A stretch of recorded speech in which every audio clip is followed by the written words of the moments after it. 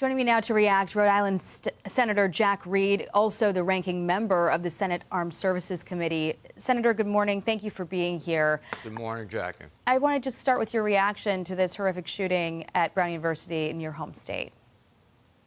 Well, it was a horrific incident. Two young students passed away, and certainly our condolences go to their families.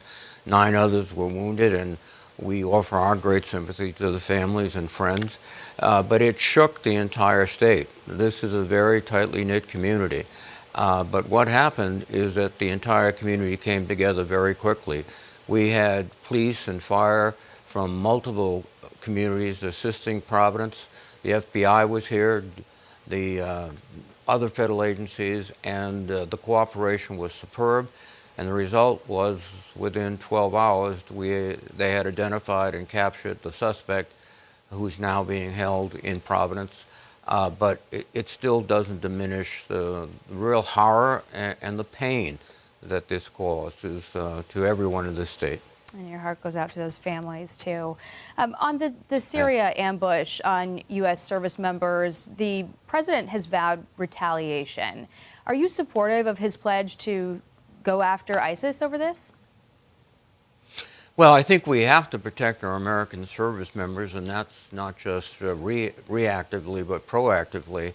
There's been some discussion. The president has claimed repeatedly he defeated the Caliphate, ISIS, etc., and that's not the case at all. Our intelligence agencies tell us that the ISIS is still the most capable and the most dangerous Islamic terrorist group, who have already demonstrated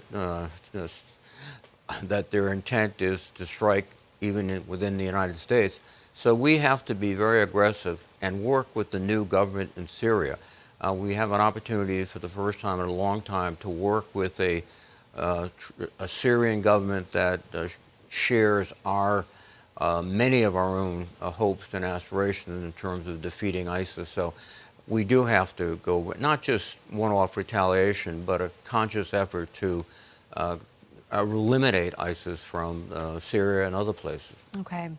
On Venezuela, I want to ask you, you have opposed these strikes on alleged drug boats, calling it a law enforcement issue, not a military issue, and said that, drug interdiction should be up to law enforcement. But the Wall Street Journal has a piece out making the case that going after these narco traffickers with force is a legally clearer option because the Maritime Drug Law Enforcement Act has been contested, and the Supreme Court has yet to take it up. They write, quote, prosecuting foreign criminality in U.S. courts gives Congress a jurisdictional carte blanche that would wholly undermine federalism if applied domestically.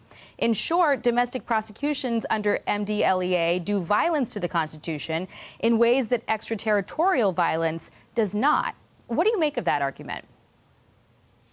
Well, the argument is complicated, complex, as most legal arguments are, but the reality on the ground is that Venezuela, although Maduro is clearly a dictator who has abused his power repeatedly, and the invasion of drugs in the United States has caused suffering, but this is, as I said before, a law enforcement problem. Venezuela does not pose any type of military threat to the United States. I mean, we were just talking about ISIS killing our soldiers in the field. That has not happened from Venezuela. This is a law enforcement problem which can be carried out by law enforcement.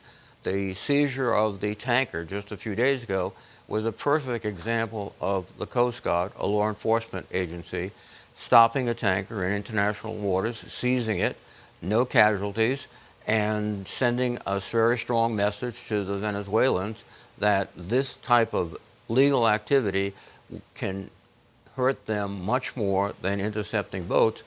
And the interceptions also are raising the question of, are we following the law of war when we do intercept these boats? The second tap, as they said, on the September 2nd strike raises very serious legal questions about conforming to the law of war. And I must remind everyone that we follow the law of war, and because of that, we expect other countries, so that when our service members are in distress, they're not shot up in the water, or if they're wounded, left to die. If we don't do it, then we can't expect other countries to do it. And the Pentagon's still weighing whether that video of the second strike on September 2nd should be released. But I also want to ask you about this week, Democrats on your committee all protested the investigation into Senator Mark Kelly's role in that video, telling U.S. service members to refuse illegal orders. The Navy's just sent its report to War Secretary Pete Hegseth's office. We don't know if they recommended any discipline or anything, but you've called this investigation political retribution straight from the autocrat playbook. But Kelly is a retired officer, and according to this analysis from AZ Central, Kelly remains subject to military rules known as the Uniform Code of Military Justice. Those codes include bans on speech that would be constitutionally protected if made by everyday people. That includes prohibiting contemptuous speech against the president, conduct that is unbecoming of an officer, or conduct that disrupts the good order and discipline of the armed forces. And the other 5 Democrats in this video are not in Senator Kelly's position, but he could be recalled to active duty and court-martialed because of his status, according to these experts. Do you think that because of that, he should have known not to take part in this video? Well, he exercised his rights as an American citizen and a United States Senator to plainly repeat what the law is. Pam Bondi, the current Attorney General, has also stated that it is not appropriate for an American fighting man or woman to execute an illegal order. They must refuse to do that. And if Pam Bondi can say it, then I think a sitting United States Senator can say it. So this is more of retribution and attacks on not only Senator Kelly, but the Senate itself. There are other members who might fall in that category of retired, and they have to clear everything they say with the President of the United States or the Secretary of the Army or the Navy. No.